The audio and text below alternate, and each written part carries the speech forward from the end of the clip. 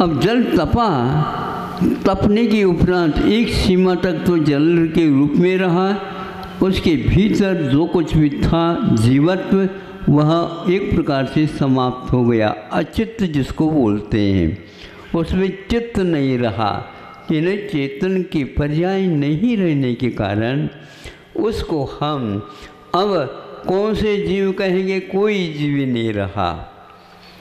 10 जीव तो नहीं ये पहले से छान लिए थे। अब वह तपाने के उपरांत उसमें जलत्व जो था वो समाप्त हो गया, अचित्त हो गया। अचित्त होने के उपरांत उसको हम एक प्रकार से भौतिकी ही कहते हैं, वह भौतिकी बना। अब ज़्यादा जो है और तप गया तो उड़ गया, उड़ गया तो गैस फॉर्म में आ गया। इसको हम वायुकाय की उत्पत्ति होने के लिए योनिस्थान मानते हैं। इस प्रकार अब वह गैस से वायु जो बना है उसमें वायुकायिक तब तक नहीं होता वो जब तक कि वायुकायिक नाम कर्म का उदय को लेकर के दूसरा कोई जीव नहीं आता। ये बात अलग है। वह जो जल था, जल कायिक, वो मर करके अंतर्मुहूर्त के भीतर उसी जल कण में अग्नि के रूप में आ सकता है, ये अवश्य है। ये सिद्धांत इतना सूक्ष्म है, मान्यता के ऊपर आधारित है, किंतु इसको अपने अपने घरेलू फॉर्मूला है ऐसा नहीं कह सकते। इसके पीछे बहुत बड़े सिद्धांत हैं। आप लोग जो रूपांतरित मानते हैं, ये रूपांतरित होने के लिए कर्म सिद्धांत को भी स्वीकार करना अनिवार्य है। अब वह वायुकायिक से चला गया ऊपर, ऊपर जाने के उपरांत वह मेघ का रूप धारण कर लेता है। अब देख लीजिए, उसके बनने के लिए एक और आवश्यक है। वहाँ पर जा कर के वह संघर्ष हो जाता है एक बादलों का दूसरे बादलों के साथ। वहाँ पर क्या उत्पन्न हो जाती है? बिजली, और वह अग्नि का रूप धारण कर लेता है।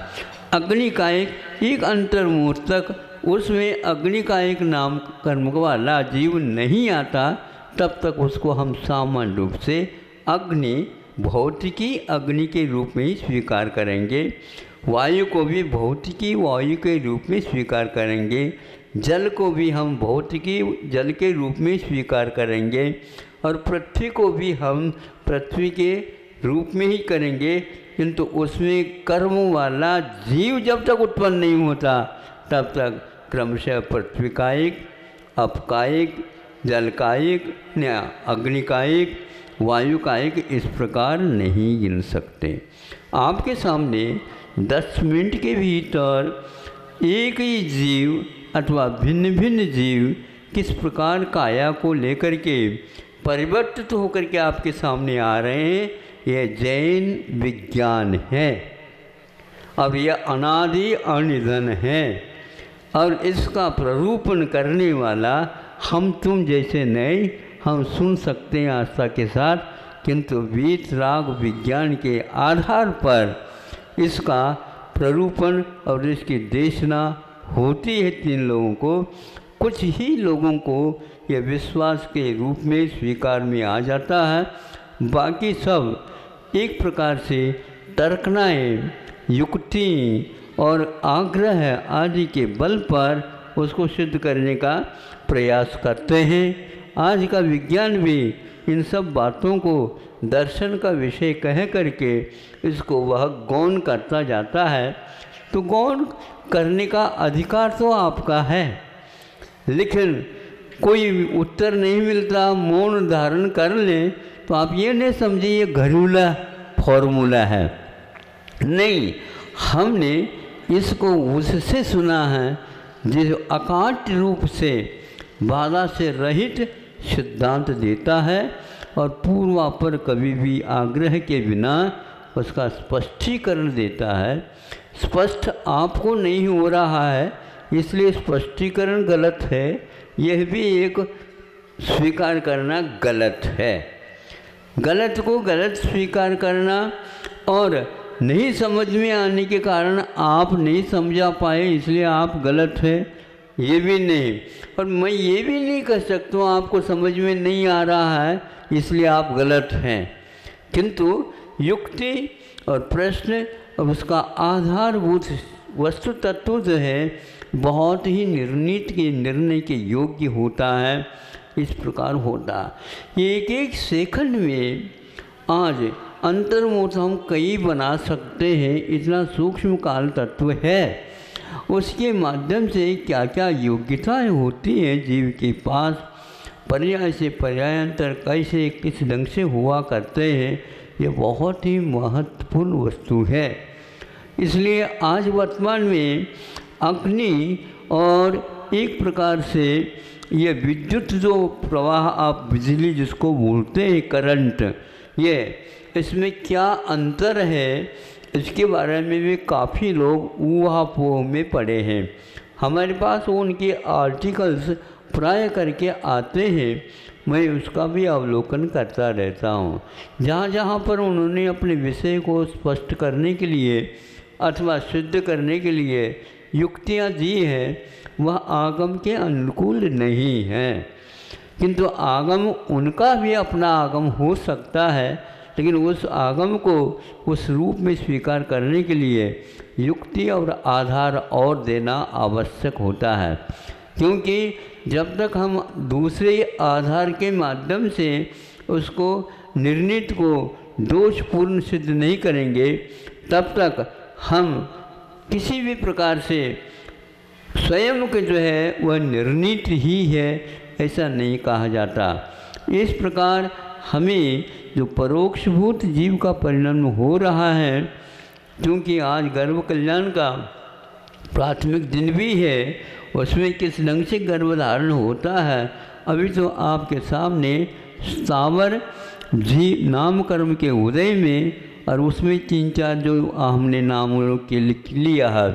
इसके साथ साथ ही एक और जीव है जो एकेंद्रीय होकर के भी इन 4 में शामिल नहीं हुआ करता है अथवा 5 में शामिल नहीं हुआ करता है, उसको भी जैनाचार्यों ने स्वीकारा है। तो अभी यद्यपि स्थावर नामकर्म के उदय से होता है, किंतु न ही वह पृथ्वी कायिक है, न अपकायिक है और न ही अग्नि कायिक है, न ही वह वायु कायिक है, वनस्पति कायिक भी नहीं है। वनस्पति कायिक भी उससे भिन्न है। वह क्या है जिसको निगूढ़ जीव बोलते हैं। आप सुन रहे हैं? समय तो नहीं हुआ, हो भी जाए इस विषय को मैं पूर्ण कर लेता हूँ। अब वह 4-5 वनस्पति इत्यादि तक सावर हो करके भी उसमें इसका समावेश क्यों नहीं हुआ है, अब ये बताना चाहता हूँ।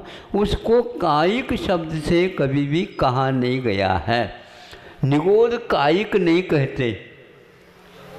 जो व्यक्ति प्रश्न पूछने वाला होता है कौन से कायिक में आता है, तो आचार्य ने उसको किसी भी कायिक में गर्वित नहीं किया, क्योंकि वह न ही पृथ्वी कायिक है, न अपकायिक है, न अग्नि कायिक है, न वायु कायिक है और न ही वह वनस्पति कायिक है। किंतु वह क्या है? वह जीव है, किंतु निगूढ़ जीव है, ये कहा। कोई ज़रूरत नहीं, इससे कोई मतलब नहीं होता। उत्तर देने की कोई आवश्यकता नहीं। हमारा प्रश्न ही जब नहीं था तो उत्तर क्या दे रहे हो? आपका प्रश्न ही गलत है। हम क्या कह रहे हैं इसको आप देख लीजिए। उसके पीछे शास्त्र के आधार से कहीं भी कायिक नहीं कहा। आधार आधे की विवक्षा को लेकर के जब हम चलते हैं उसको भी अनंत कायिक कहा है, लेकिन यह अनंत कायिक शुरुआत में ही है। वो अपने पास उसकी अवतारिक शरीर है, उसी को काया बन कर के चल रहा है, किंतु वह कैसा जीवन जीता है तो शरीर तो बना ही लेता है। दूसरी जो बादल शरीर है वह शरीर अलग वस्तु, पृथ्वी आदि 2, 4, 5 है, इनके अपने कर्मण का योग है विद्यमान, और उसके साथ साथ पृथ्वी नाम कर्म, अप नाम कर्म, अग्नि नाम कर्म आदि हैं। अहिंसा परमो धर्म की, अहिंसा परमो धर्म की। आचार्य गुरुवर श्री कुंद कुंद भगवान की, आचार्य गुरुवर श्री ज्ञान सागर मुनि महाराज की। किसान फसल उगाने से पूर्व में कुछ कार्य करता है। यह कार्य क्या करता है, ये बताना चाहता हूँ।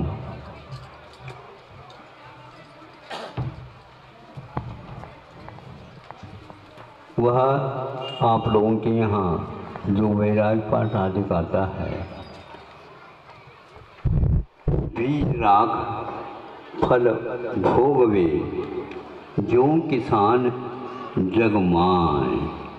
ये दोनों पंक्तियाँ इसलिए दी गई है, आप लोगों को भी इससे उद्बोधन दिया जा रहा है। जैसे किसान बीज को सुरक्षित रखता है और वह अपना भोग करता है, यदि बीज की रक्षा नहीं करेगा, फसल अगले 1 साल के लिए उसकी 3 काल में बनने वाली नहीं है। तात्कालिक आप कुछ चाहो ये संभव नहीं।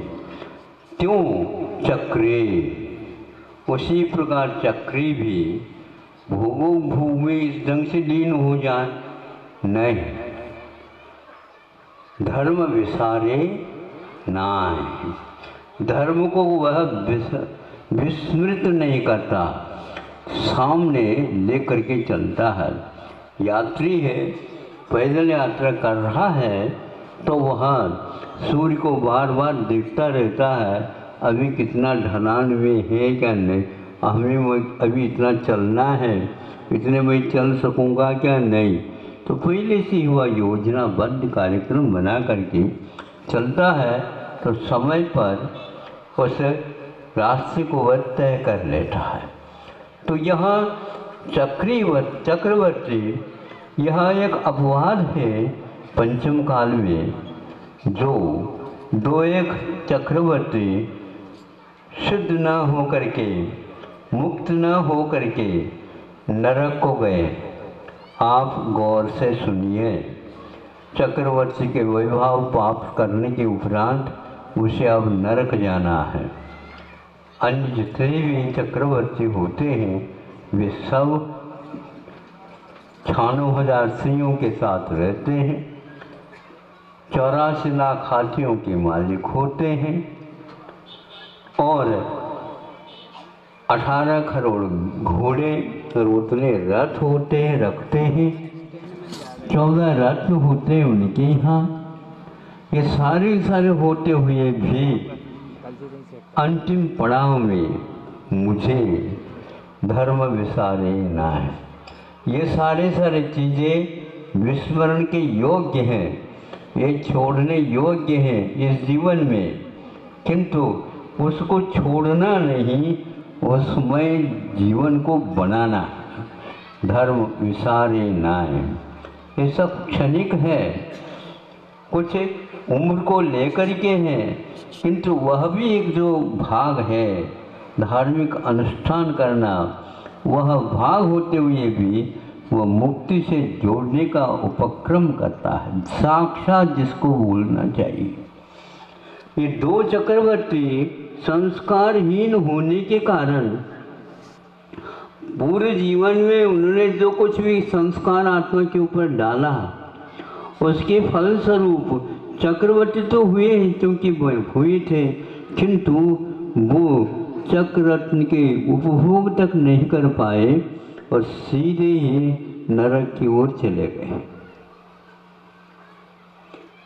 यानी भोगो भोग में हमेशा लिप्त रहता है, संसार, शरीर, निर्विन्न भोग, इन तीनों से निर्विन्न होता है। स्वामी समंतबद्ध कहते हैं, प्रथम प्रतिमा के धारक में ही इस प्रकार की वृत्ति होती है। सम्यक दर्शन शुद्धा संसार शरीर भोग निर्विन्न पंच गुरु चरण शरणो दार्शनिक तत्व पथग्रह्य। ये प्रतिमा विज्ञान की भूमिका है। यहीं पर कंडीशन रखते हैं, 5 परमेष्टि को ही शरण मानो और किसी को शरण मानो नहीं।